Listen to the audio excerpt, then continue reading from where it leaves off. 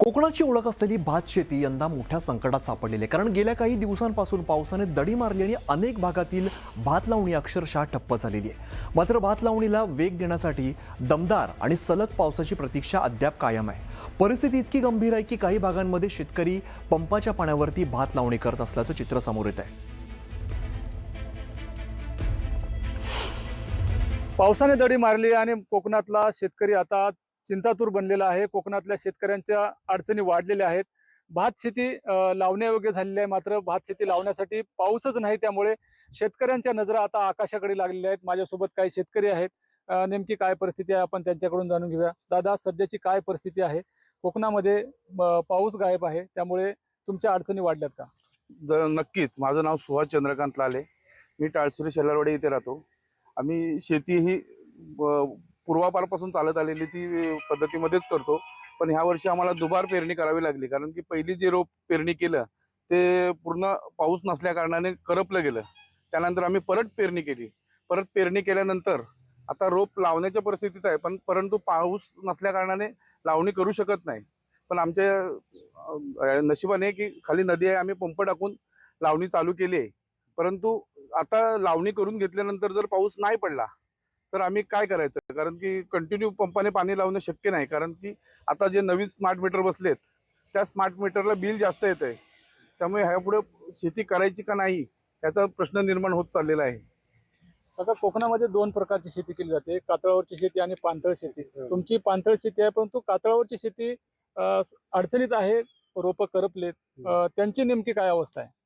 त्यांची जी अवस्था म्हणायला गेलं तर फार बिकट अवस्था आहे त्यांना. आणि काय कातळावरची शेती आहे ती ताबडतोब पाण्याच्या अभावी ती करपली गेलेली आहे. ते ते हे त्रास आहे त्याला लोकांना. फक्त जेवढंच बोलतायत. बरं, तुमच्या समोर नेमक्या काय अडचणी आहेत सध्या पाऊस नसल्यामुळे? पाऊस नसल्यामुळे आम्हाला अडचणी म्हणजे आहे की पंपानी पाणी लावावं लागतं. हा पंपानी पाणी लावल्यानंतर स्मार्ट मीटर बसल्यामुळे ते त्यांचे पैसे परवडत नाही. पंपानी पाणी लावणं फार कठीण परिस्थिती आहे. तर एवढ्या शेतीला पंपानी पाणी किती बिल आवाड ते लोक येतात असे आहेत. बरं, पाऊस कधीपर्यंत पडेल काय तुम्हाला अंदाज आहे?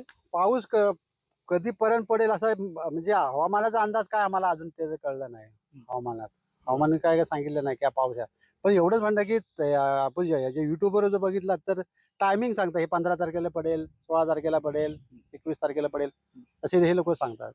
अर्धा जुलै महिना संपला तरी तुमची भात लावणी झाली नाही. मागच्या वर्षी भात लावणी नेमकी कधी झाली होती? गेल्या वर्षी भात लावणी फक्त म्हणायला गेला तर मे महिन्याच्या आसपास, म्हणजे जूनच्या आसपास आमची 1 तारखेला 30 तारखेला लावणी आमची पूर्ण झाली होती. जूनच्या 31 तारखेला पूर्ण झाली. यंदा जुलै महिना उगवला तरी अजून लोकांची हे नाही, पाण्याच्या अभावी लोक हे रखडलेले आहेत. पावसाने दडी मारलेली आहे आणि त्यामुळे भात लावणी रखडलेली आहेत आणि कोकणातल्या शेतकऱ्यांची आता चिंता सुद्धा वाढलेली आहे. शिवाजी गोरे, न्यूज 18 मराठी, दापोली, रत्नागिरी. जुलै महिना उलटून गेला तरीही हवा तसा पाऊस झालेला नाही आणि यामुळे शेतकऱ्यांचे डोळे आभाळाकडे लागलेले असून त्यांची चिंता चांगलीच वाढलेली आहे. मोठ्या आशेनं पेरलेले सोयाबीन आता पावसाअभावी करपू लागले असून पिकांची पानं पिवळी पडतायत. बियाणं, खतं, मशागत यासाठी कर्ज काढून केलेली गुंतवणूक डोळ्यांसमोर मातीमोल होताना पाहण्याची वेळ शेतकऱ्यांवर आलेली आहे. विदर्भातील शेतकरी गेली अनेक वर्ष 15 जुलैला त्याच्या शेतीमध्ये पेरलेलं पीक किती होईल याचा अंदाज गेली अनेक वर्ष बांधण्यात आलेला. मात्र यंदा शेतकऱ्यांना तो अंदाज बांधणं देखील कठीण झालेला आहे, कारण आता जुलैचा 15वाडा उलटलेला. आज 15 जुलै तारीख आलेली आहे, मात्र शेतात पेरलेलं अर्ध बियाणं जे आहे ते उगवलेलंच नाही आणि जे उगवलेलं आहे ते बियाणं आता आपण पाहतोय की पिवळं पडायला लागलेलं आहे. काही ठिकाणी तर पाण्याच्या अभावी म्हणजे पावसाच्या अभावी झाडं जी आहेत ती अर्धमेली झालेली आहेत आणि जी काही उरलेली आहे ती आता पिवळी झालेली आहे.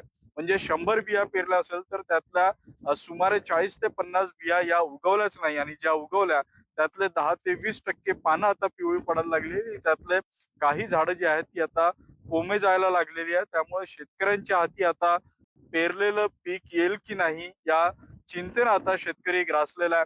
पाऊस झाला नाही तर शेतात उगवलेली ही झाडं देखील करपतील आणि त्याचा परिणाम जो आहे तो शेतकऱ्यांच्या आर्थिक उत्पादनावर आणि पिकांच्या उत्पादनावर होणार आहे. त्यामुळे जर याला अल्निनोचा परिणाम म्हटलं तर अल्निनोचा हा परिणाम शेतकऱ्यांना, प्रामुख्याने विदर्भातल्या शेतकऱ्यांना उद्ध्वस्त करेल असं चित्र सध्या सर्वच जिल्ह्यामध्ये पाहायला मिळत आहे. उदय तिमांडे, न्यूज 18 मराठी, नागपूर.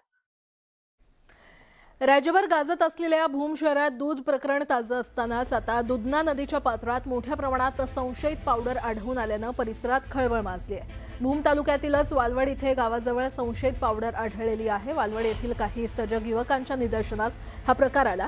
पावडर पाण्यात मिसळल्यानंतर नदीतील पाणी पूर्णपणे काळसर झालं असून परिसरात दुर्गंधी पसरलेली आहे. सध्या भूम परिसरात दूध भेसळीच्या अनेक घटना उघडकीस येत असताना ही पावडर नेमकी कोणती आहे याबाबत विविध तर्कवितर्क लावले जात आहे.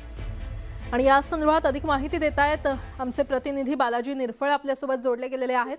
बालाजी, नेमकी ही पावडर कसली आहे, काय या संदर्भात अधिक माहिती? प्राजक्ता, आपल्याला माहिती आहे की काही दिवसापूर्वीच भूम शहरामध्ये जे आहे ती राज्याला हातरवणारं दूध पावडर बेसळणारं एक रॅकेट जे आहे ते उघड झालं होतं.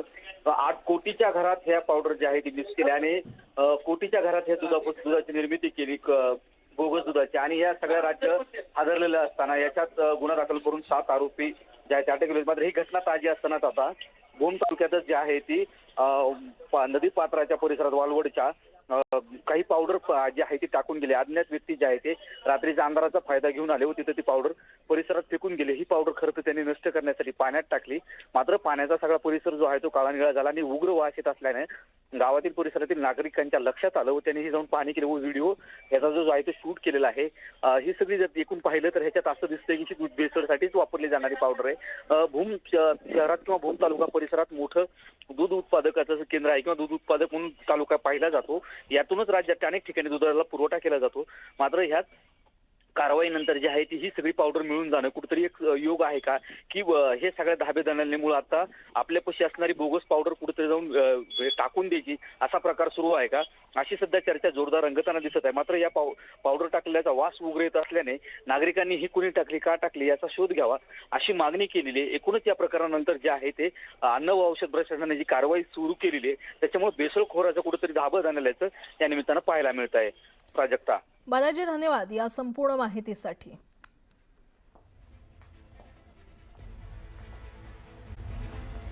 आता एक मोठी बातमी. राज्याच्या राजकारणात लवकरच मोठ्या घडामोडी होणार असल्याचं भाकीत आमदार रवी राणा यांनी व्यक्त केलेलं आहे. येणाऱ्या काळात उद्धव ठाकरे आणि एकनाथ शिंदे देखील एकत्र दिसू शकतील, असं चित्र दिसू शकतं, असं मोठा दावा रवी राणा यांनी केला आहे. आता उद्धव ठाकरेंनी हनुमान चालीसा हातात घेतल्यामुळे त्यांनी आता प्रभू श्रीरामांच्या विचारांना स्वीकारलंय. त्यामुळे अशक्य हे शक्य होतंय आणि त्यामुळे उद्धव ठाकरे आणि एकनाथ शिंदे देखील एकत्र येऊ शकतात, अशी भविष्यवाणी रवी राणांनी केली आहे. मी तुम्हाला सांगतो, येणाऱ्या काळामध्ये, येणाऱ्या काही महिन्यामध्ये हे सुद्धा चित्र दिसेल आपल्याला की उद्धव ठाकरे आणि एकनाथ शिंदे एकत्र दिसेल. अशा प्रकारचं चित्र दिसू शकते, कारण की आज उद्धव ठाकरेंनी हनुमान चालीसा हातात घेतली आहे. राम भगवंताच्या विचाराला स्वीकारलेला आहे. राम भगवंताच्या बजरंगबलीच्या चरणी उद्धव ठाकरे वापस आलेले आहे. म्हणून हे अशक्य जे आहे ते सुद्धा भविष्यामध्ये उद्धव ठाकरे आणि एकनाथ शिंदेजी एकत्र होऊ शकतात. हे सुद्धा भविष्य आणि भविष्यातली आहे.